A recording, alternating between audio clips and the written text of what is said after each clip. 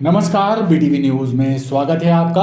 आइए खबरों की शुरुआत करते हैं इस खबर के साथ। जिले में लोकसभा चुनाव का मतदान संपन्न कराने के लिए करीब 15,000 शासकीय कर्मचारियों अधिकारियों की ड्यूटी लगाई गई है। ऐसे में मतदान ड्यूटी से नाम कटवाने के आवेदन भी जिला निर्वाचन कार्यालय पहुंच रहे हैं। अब तक जिला निर्वाचन कार्यालय में मतदान ड्यूटी से नाम कटवाने संबंधी 2,500 आवेदन पहुंचे हैं, जिनके परीक्षण के बाद करीब 800 कर्मचारियों अधिकारियों को चुनाव ड्यूटी से कार्यमुक्त किया गया है। जिला निर्वाचन अधिकारी दीपक कुमार सक्सेना ने बताया कि चुनाव ड्यूटी से कार्यमुक्त किए जाने संबंधी प्राप्त आवेदनों का परीक्षण कर आवश्यक कारण प्रस्तुत करने वाले कर्मचारियों अधिकारियों को चुनाव ड्यूटी से कार्यमुक्त किया गया है। ऐसे कर्मचारियों की संख्या 8 से 850 के बीच है। सभी आवेदनों का परीक्षण कर उचित निर्णय लिया गया है। लोग अपनी परेशानियां बताते हैं, उनकी एप्लीकेशंस आती हैं, एप्लीकेशंस का हम परीक्षण करते हैं। 2,500 के आसपास एप्लीकेशंस हमारे पास आई थी, हमने उनका परीक्षण किया और करीब 800-900 के आसपास लोगों को मुक्त किया है। प्रशासन इसमें पूरी संवेदनशील रखता है। जिन लोगों के घर में शादियाँ हैं, जिनके छोटे बच्चे हैं, गर्भवती महिलाएँ हैं, बीमार लोग हैं, जिनके एक्सीडेंट हो चुके हैं, इस तरह के लोगों को हम मुक्त रखते हैं। नेताजी सुभाष चंद्र बोस मेडिकल कॉलेज अस्पताल का मेडिकल चिकित्सा कमिश्नर तरुण कुमार ने निरीक्षण किया। करीब 2 घंटे के निरीक्षण के दौरान मेडिकल चिकित्सा कमिश्नर ने मेडिकल के विभिन्न विभागों और वार्डों में जाकर मरीजों और चिकित्सकों से चर्चा की और मरीजों से कहा कि किसी भी तरह की समस्या होने पर सभी लोग सीधे उनसे संपर्क कर सकते हैं। इस दौरान उन्होंने मेडिकल प्रबंधन के अधिकारियों की बैठक ली और उचित दिशा निर्देश दिए। मेडिकल चिकित्सा कमिश्नर भोपाल से मेडिकल कॉलेज और मेडिकल अस्पताल की व्यवस्थाओं की जानकारी लेने जबलपुर पहुंचे थे। उन्होंने चर्चा के दौरान कहा कि मेरा मकसद कमियां देखना और निकालना नहीं था, बल्कि एक संस्थान को कैसे बेहतर बनाया जा सकता है ये देखना था। बैठक में भी मैंने कमियों को दूर करके बेहतर चिकित्सा सुविधाएं देने के निर्देश दिए हैं। ये कई बार रूटीन जब सारी चीज़ें चलने लगती हैं तो हमारे अंदर संवेदनशीलता का एक अलग संचार हो जाता है। तो लेकिन हमें जो संवेदनशीलता चाहिए हमारे पेशेंट्स के प्रति, क्या वो यहाँ पे है और बाकी सर्विसेज को किस तरह से हम बेहतर कर सकते हैं, कॉलेज में क्या चीज़ें करने की आवश्यकता है जिससे कि ये कॉलेज वर्ल्ड क्लास बन सके। आज इसी के संबंध में मैं हमारे सभी फैकल्टी और लोगों से यहाँ चर्चा करने आया हूँ। शहर के विकास और विस्तार के साथ ही उखरी चौक शहर के सबसे व्यस्ततम मार्गों और चौराहों में शुमार हो गया है। यहाँ दिन भर वाहनों की आवाजाही बनी रहती है, लेकिन चौराहे की बेलगाम और बेढंगी यातायात व्यवस्था दुर्घटनाओं का कारण बन रही है। शहर के विकास और विस्तार के साथ ही उखरी क्षेत्र भी शहर के व्यस्ततम क्षेत्रों में शुमार हो गया है। उखरी तिराहा से दिन भर वाहनों की आवाजाही होती है। रोजाना सैकड़ों लोग यहां से गुजरते हैं, लेकिन उखरी तिराहे की बेढंगी और बेपटरी हुई यातायात व्यवस्था लोगों के लिए परेशानी का कारण बन रही है। यहां वाहनों की आवाजाही इस कदर है कि हमेशा दुर्घटना का अंदेशा बना रहता है। आए दिन यहाँ छोटे मोटे सड़क हादसे होते भी हैं, जिससे लोगों को मुसीबतें उठानी पड़ती है। लोगों का कहना है कि यहाँ ट्रैफिक सिग्नल लगाया जाना चाहिए ताकि यातायात कंट्रोल किया जा सके। हाँ, तो ये उखरी चौराहा यही है।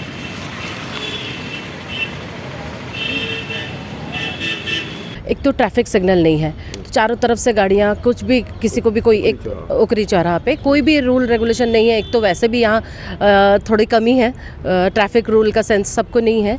और उखरी तरह पे इतने इस वजह से सिग्नल ना होने की वजह से एक्सीडेंट आए दिन इतने ज़्यादा होते रहते हैं। सिग्नल ज़रूर लगाना चाहिए वहाँ पे, मैं ये सोचती हूँ कि कम से कम उससे ट्रैफिक कंट्रोल में रहेगा थोड़ा। और स्कूल छूट रहे, बच्चे निकल रहे वहाँ पे, वैन वगैरह एकदम से, तो बहुत डर होता है इस वजह से बच्चों को छोड़ना भी बाहर। उखरी और उसके आसपास के क्षेत्र में रहवासी इलाका बढ़ता जा रहा है। विजयनगर और दीनदयाल चौक जाने के लिए भी लोग इसी मार्ग का उपयोग करते हैं, जिससे क्षेत्र में दिन भर वाहनों की धमाचौकड़ी मची रहती है। गर्मी के मौसम को ध्यान में रखते हुए भूजल का स्तर बनाए रखने के लिए नलकूप खनन पर रोक लगा दी गई है। जबलपुर कलेक्टर एवं जिला दंडाधिकारी दीपक कुमार सक्सेना ने कार्यपालन यंत्री लोक स्वास्थ्य विभाग के प्रतिवेदन के आधार पर जिले के शहरी और ग्रामीण क्षेत्रों को जल अभाव ग्रस्त क्षेत्र घोषित किया है। साथ ही जिले में भू जल स्तर की गिरावट को दृष्टिगत रखते हुए संपूर्ण जिले में ग्रामीण क्षेत्र के अशासकीय एवं निजी जलकूप खनन पर प्रतिबंध लगाया गया है। ये आदेश शासकीय योजनाओं के अंतर्गत किए जाने वाले नलकूप उत्खनन पर लागू नहीं होगा। देखिए, गर्मियों के सीज़न में पानी जो है वो नीचे उतर जाता है और गर्मियों के सीज़न में यदि बोरवेल कराए जाते हैं तो मान लो आपका जनरल वाटर लेवल मान लो 150 फीट है, तो गर्मी के सीज़न में मान लो उतर के वो 150 से 200 हो गया, 250 हो गया। तो जब आप गर्मी के दिनों में बोरवेल कराते हो तो आप 200-250 फीट तक बोरवेल कराते हो। उसका फ़र्क ये पड़ता है कि जो दूसरे बोरवेल हैं, चूँकि उनका लेवल 150 फीट के आसपास है, तो वो फिर सूख जाते हैं।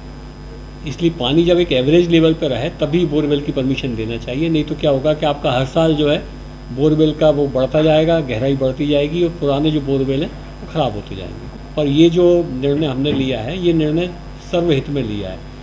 किसी पर्टिकुलर किसान के हित में या पर्टिकुलर किसी खेत मालिक के हित में निर्णय नहीं ले सकते। जैसे सूरज की रोशनी, चांद की चांदनी सबकी है, ऐसे ज़मीन के अंदर का पानी पूरे समाज का है। समरसता सेवा संगठन ने भगवान झूलेलाल और निषाद राज की जयंती के अवसर पर विचार गोष्ठी का आयोजन किया। इस कार्यक्रम के माध्यम से मुख्य वक्ताओं ने अपने विचार व्यक्त करते हुए कहा कि एक दूसरे का हाथ पकड़ आगे बढ़ने से ही समरस समाज की स्थापना होगी। समरसता सेवा संगठन द्वारा भगवान झूलेलाल और निषाद राज गुहा की जन्म जयंती के अवसर पर शहीद स्मारक गोल बाजार में विचार गोष्ठी का आयोजन किया गया। कार्यक्रम के सारस्वत अतिथि स्वामी अशोकानंद जी महाराज ने अपने आशीर्वचनों में कहा कि ये सुखद क्षण है। संपूर्ण भारत को एक सूत्र में पिरोने के लिए समरसता सेवा संगठन कार्य कर रहा है। उन्होंने कहा कि एक दूसरे का हाथ पकड़कर आगे बढ़ने से समरस समाज की स्थापना होगी। विचार गोष्ठी को अन्य वक्ताओं ने भी संबोधित किया। पिछले 1 वर्ष से संस्कार दानी में कार्य कर रहे समरसता सेवा संगठन द्वारा आज भगवान झूलेलाल जी एवं निषाद राज गुहा जी की जयंती के अवसर पर एक विचार गोष्ठी और सम्मान समारोह का आयोजन किया गया। आज हमने समरसता होली महोत्सव के उन पात्रों को, जो बच्चे विविध झांकियों बने थे, उनको भी सम्मानित किया। दोनों समाज के जो ऐसे वरिष्ठ समाज सेवी हैं जिनका समाज सेवा में उल्लेखनीय योगदान रहता है, उनको सम्मानित किया। इस कार्यक्रम के दौरान होली महोत्सव के स्वागत मंचों की झांकियों के पात्रों को भी सम्मानित किया गया। आधारताल थाना क्षेत्र के महाराजपुर में 8 साल के मासूम बच्चे के अपहरण का प्रयास किए जाने का मामला सामने आया है। परिजनों के अनुसार मासूम बालक 12 अप्रैल की शाम कराटे क्लास से अपने घर वापस लौट रहा था। तभी बाइक सवार बदमाशों ने बच्चे का अपहरण करने का प्रयास किया, लेकिन बच्चा अपनी सूझबूझ से बदमाशों के चंगुल से बच निकला और घर पहुंचकर परिजनों को पूरी घटना की जानकारी दी। जिसके बाद परिजन बच्चे को लेकर आधारताल थाने पहुंचे, लेकिन पुलिस ने शिकायत को गंभीरता से नहीं लिया और उन्हें चलता कर दिया। महाराजपुर के पार्वती नगर कृष्णा टाउन में रहने वाले 8 वर्षीय मासूम बालक के अपहरण का प्रयास किए जाने का सनसनीखेज मामला सामने आया है। परिजनों की माने तो 12 अप्रैल को उनका 8 साल का बच्चा जब कराटे क्लास से अपने घर वापस लौट रहा था, तभी घर के पास ही बाइक सवार 2 बदमाशों ने उसका अपहरण करने का प्रयास किया। इस दौरान मासूम बालक ने अपहरणकर्ताओं का मुकाबला किया और पानी की बोतल से उनमें से एक युवक को मारकर किसी तरह से दोनों बदमाशों के चंगुल से भाग निकला और घर पहुंचकर परिजनों को पूरी घटना की जानकारी दी। परिजन बच्चे के साथ आधारताल थाने पहुंचे, जहां उन्होंने पुलिस को घटना की जानकारी दी। परिजनों ने आरोप लगाया कि पुलिस ने मामले को गंभीरता से नहीं लिया और उन्हें चलता कर दिया। हालांकि बच्चे ने बाइक सवारों की बाइक का नंबर और अन्य जानकारी भी पुलिस को दी है। मैं कराटे क्लास से आ रहा था, तो उन लोग ने मेरा बहुत स्पीड में आ रहे थे, तो मेरा हाथ पकड़ के ले गए थे। तो मैंने अपने बचाव के लिए पीछे वाले के मुंह पर बोतल मारी, तो उसके दांत से खून निकलने लगा। फिर आगे वाले ने गाड़ी रोकी, फिर मैंने आगे वाले को वो बैग मार के भाग गया। फिर मैं जल्दी भाग के घर आ गया। कहाँ आ गया था? गाड़ी नंबर याद है जो लेके गए थे? हाँ। क्या नाम है गाड़ी नंबर? MP20CH3204। ये बोला कि गेट खोलो, तो मैं खोली इसको तो एकदम लाल पड़ा था, एकदम सांस इसकी फूल रही थी खूब तेज़ तेज़ से। तो मैंने पूछा कि क्या हो गया? बोला कि मुझे किडनैपर पकड़ के ले गए। तो मैं हंसने लगी कि किडनैपर ले गया तो कैसे तुम आए? तो ये रोने लगा, बोले कि नहीं मुझे सच में किडनैपर पकड़ के ले गए थे।